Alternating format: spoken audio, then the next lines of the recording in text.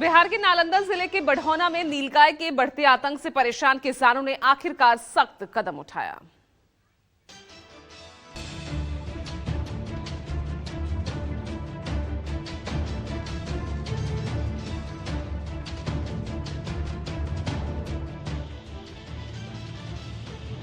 नीलगाय के आतंक से किसान बहुत परेशान थे।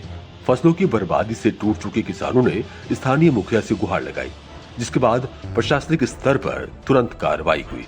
मुखिया की पहल पर वन विभाग को लिखित शिकायत भेजी गई।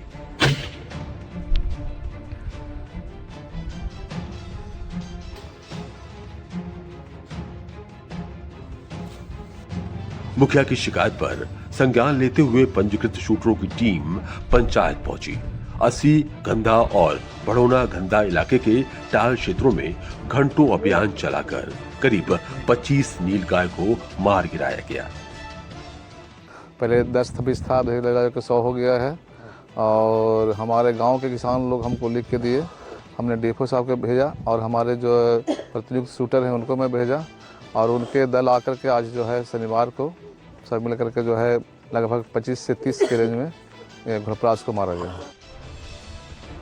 मुखिया अशोक शर्मा ने बताया कि लगभग 600 एकड़ में लगी गेहूं, सरसों, चना, धनिया और मसूर की फसल को नीलगाय पैरों तले रौंदकर पूरी तरह तबाह कर देते थे।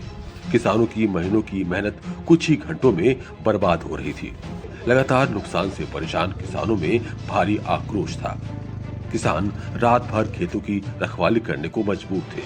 सरकार ने स्थिति की गंभीरता को देखते हुए पंजीकृत शूटरों की संख्या 400 तक बढ़ाने का लक्ष्य तय किया है। किसानों का कहना है कि शूटरों की संख्या बढ़ने से अब राहत मिलने की उम्मीद जगी है और नीलगाय के आतंक पर प्रभावी नियंत्रण संभव हो सकेगा। फिलहाल कार्रवाई के बाद किसानों ने राहत की सांस ली है। Bureau report, news 24।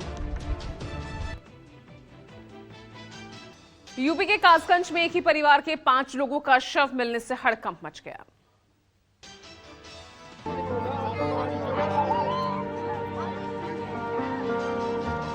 एक परिवार के 5 लोगों की मौत, पूरा परिवार खत्म। कासगंज में एक ही परिवार के 5 लोगों के शव मिलने से सनसनी फैल गई। इस वारदात ने सभी को झकझोर कर रख दिया। परिवार के ऊपर ऐसी कौन सी मजबूरी आन पड़ी थी कि जीने की उम्मीद ही खत्म हो गई। बताया जा रहा है कि सतवीर फौजी नाम के एक शख्स ने अपनी पत्नी, 2 बेटी और 1 बेटे की हत्या कर खुद फांसी लगा ली। सतवीर फौजी बिल्डिंग का काम करता था। 2 दिन से जब दुकान नहीं खोली तो लोगों ने झांक कर देखा तो सबकी आंखें खुली की खुली रह गईं। घर के अंदर 4 लोगों की लाश दिखाई दे रही थी और सतवीर फौजी फांसी के फंदे पर लटका हुआ दिखाई दे रहा था। बताया जा रहा है सतवीर फौजी ने पहले अपने 3 छोटे बच्चों को जहर दिया, फिर अपनी पत्नी की हत्या कर खुद फांसी लगा ली। सोचिए ये शख्स कितना मजबूर रहा होगा।